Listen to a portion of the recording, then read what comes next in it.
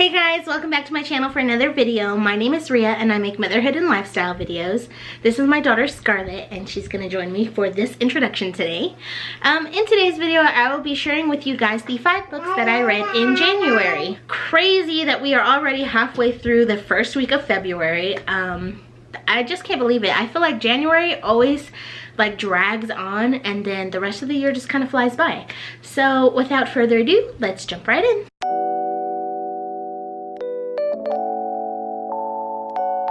The first 2 books that I read this year were 2 Dark Reigns and 5 Dark Fates by Kendare Blake. These are books 3 and 4 in the 3 Dark Crowns series. I am going to combine these 2 because I managed to read the majority of book 3 at the end of 2019 in December, and I only finished like the last couple of pages at the beginning of this year, and so I really don't want to talk too much about that book.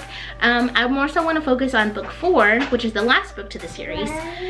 So that's why I'm going to go ahead and combine these 2. If you are not familiar with the 3 Dark Crowns series, let me give you a little bit of an overview. This series focuses on an island called Finburn, which is a secluded island that people from the mainland cannot have access to unless the islanders themselves like grant them access. On this island, it is run by a matriarchy, and the reigning queen is always one of 3 triplets, and she gives birth to triplets who are each born with powers. They are elementals, poisoners, and naturalists. Elementals have the ability to manipulate the elements such as the water and the wind and things like that, and naturalists have the ability to communicate with animals as well as grow crops in the land and things like that. And then the poisoners have the ability to eat poisons and toxins and not be affected by them, and they're really skilled in the act of poisoning. The way the queen is decided is that the 3 triplets are each separated at birth, and they are raised by their factions depending on the power that they possess. And they are raised up until the age of 18, where they then have to fight each other to the death, and whichever sister remains is going to be the reigning queen. At this time of this novel, the poisoners are in power, and they have been for a really long time, and so obviously this series kind of throws off the balance of everything, and it has lots of twists and turns, and things just don't go the way they have been for years. I really enjoyed this series, and I do recommend it if you are into the YA fantasy series. I will say that this series is probably on the darker side when it comes to like the plot and everything. The characters are ruthless and vicious, and there is quite a bit of killing, but I really enjoyed it. I did have some issues with the plot. I feel like while the writer did a really good job at incorporating plot twists and things happening at a really good pace, there were a few plot twists that happened that I was just like, was that really necessary, or I really didn't understand them, and they really didn't play a big part to the overall story of the book. Characterization, I will say, is amazing. I really did feel connected to most of these characters. There are characters that I really loved at the beginning of the series that I ended up hating towards the end, and there were characters that I really disliked at the beginning of the series that I actually ended up loving. I will say that the love interests in this story really do play a huge part, and I actually liked them most of all, even more so than the main characters at times. I just feel like they played a really big part in this story. Overall, I gave this book a 4 out of 5 stars, and the series overall I'd say is probably about a 4.5 as well. Like I said, there were some subplots that happened that I feel like really didn't play a huge part and really didn't contribute much to the story overall. But aside from that, it was a really great read. It was a really good series, and I highly recommend it, especially if you are just entering the YA fantasy genre. I definitely recommend it. There is some mild sexual content where things are implied, but they don't really get into detail, so that's really good to know. Violence wise, I really say that there is a lot of violence in this series. Like I said, the characters are ruthless and vicious, and there is a lot of killings, and they are explained in detail. So yes, that is it for the first 2 books that I read. The next book I read this year is a book that I read on Audible as well as on my Kindle, which I borrowed from the library. I do not have a physical copy of this book. That is Wildflower by Drew Barrymore. I really enjoyed this book, and if you saw my reading goals for 2020, then you know that I do have goals to read 2 autobiographies or biographies for this year, and this knocked out one of those. I really enjoyed this book. I I just think it's so interesting when you get to read about someone else's life, especially someone famous, obviously, and just kind of know how their lives are behind the scenes. Overall, I really enjoyed this book. I will say that it doesn't have a good flow to it. Like, it's basically just Drew telling different stories about her childhood and adulthood over time, and how she was raised, how she grew up. We get to learn more things about her life that I didn't know before, which I thought was really interesting. And she also talks on motherhood, and I loved those chapters in the book. When she speaks on motherhood, I just really felt a connection with her, because I'm a mom as well too, and so I could really relate to her on certain topics. Overall, I gave this book a 4.75 stars. There was some profanity in this book, which I didn't find a big deal, but if you are not a fan of the F word being thrown around every once in a while, this book's probably not for you, because she does have a sense of humor and that word is thrown around a lot. That's probably about it though. Like, there's nothing too crazy.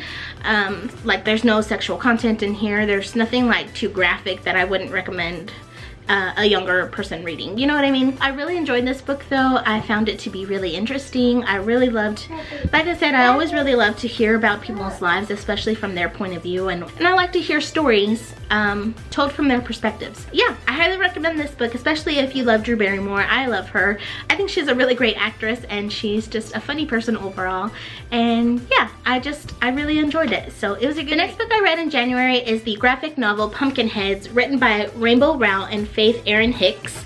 This is my first graphic novel in a really long time, and this is actually a graphic novel that I read with Scarlett, and she really enjoyed it. I will say the art in this book is absolutely gorgeous. I think the artist is really talented, and she did a really good job. This story is so cute, and I do believe I rated this book at a 4.75 out of 5 stars. I really enjoyed the story. The storyline is amazing.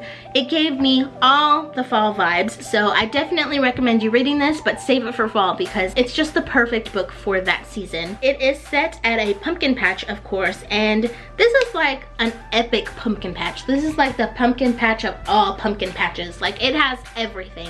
It has all the good stuff that you would eat in the fall, all the food, all of the activities that you would want to do in the fall time. It's beautiful, and the characters are so lovable. I love them.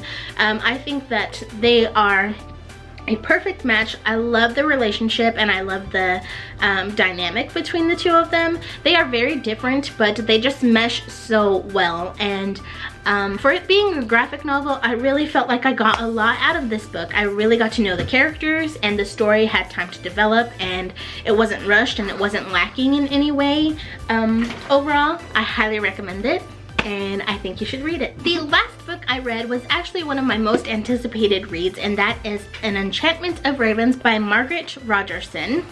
I really wanted to love this book. I really did. And I will say that it had the potential to be a great book. However, I feel like the length of it was not in its favor. I felt like the author could have done a whole lot more if the book would have been longer. However, this is her debut novel, so I can kind of understand why it's short. But with that being said, it did have the potential to be a whole lot better than what it was. The characters were not very well developed. I did not have time to really get to know them and like them and fall in love with them. I also think the relationship between the two main characters was very abrupt and very like fast-paced, and it didn't have time to like bloom and flourish. And I feel like it was full of action without a whole lot of downtime to like really build on the story itself. We don't meet the main villain until like the very last couple of chapters of the book, so I felt like we had this huge story arc, and just like toward the end, like it just kind of fell flat and it was just done. So that was really disappointing. The writing style is beautiful. I really do think that Margaret Rogerson has the potential to be a great writer. I just feel like maybe she needs to do a little bit better job at plotting her stories out and just thinking things through, and giving her characters more time to develop, because even in the last book that I read, which if you saw my top 5 books of 2019 video, A Sorcery of Thorns is on that list, and it's also by Margaret Rogerson, but it kind of had some of the same issues, but this one was just not as well written as her second book. which makes sense because it's her first book. Like I said, I really did want to like this book a whole lot more than I did. It has all of my favorite things. It has fairies, it has romance, it has like magic. It really had a lot of potential, but the story, again, like I said, just fell so short, and the characters themselves had the potential to grow and like be amazing, and they just weren't. So I was really disappointed. Hey guys, Editing Maria here from the future. I just realized that I forgot to give you my rating for An Enchantment of Ravens. Actually, I think I rated that book to be a 3.5 star, but on Goodreads it is rated a 4 star, I think. But yeah, I just wanted to mention that because I completely forgot. So those are the 5 books that I read in the month of January. I'm very proud of myself for managing to read 5 books. 4 of them really, because that, like I said, the very first book that I finished, I just kind of finished it up right at the beginning of the year. I didn't quite get to finish it in December, so I don't really count it, but it does count for this year. I have a really hard time trying to fit in reading time, especially because I'm raising a toddler. But yeah, the fact that I managed to read 4 whole books this month, I'm very proud of myself. I'm hoping that I will keep up this momentum and read more incredible books as the year goes on. If you like any of these books, or if you have read them, please let me know in the comments down below what your thoughts are on them, or follow me on Goodreads. I will have that link in the description box below. Let's be friends, let's chat about it. I love to talk about books. So that is it for today's video. I hope you guys enjoyed it. If you did, be sure to give it a thumbs up, and don't forget to subscribe before you go. If you're new here and this is your first time watching one of my videos, thank you so much for watching, and I hope that you decide to subscribe, as I would love to have you a part of my family here on YouTube. Cutie pie. I also want to add that Scarlett and I did manage to read 2 new books, which if you watched my 2020 reading goals, then you know that one of my goals for this year is to read at least 3 new books with her. We managed to read 2, plus this graphic novel, so I'd say we hit that mark. So check for us. Yay! Thank you guys so much for watching. That's all I have for you guys today, and I will see you later. Have a blessed and beautiful one. Bye!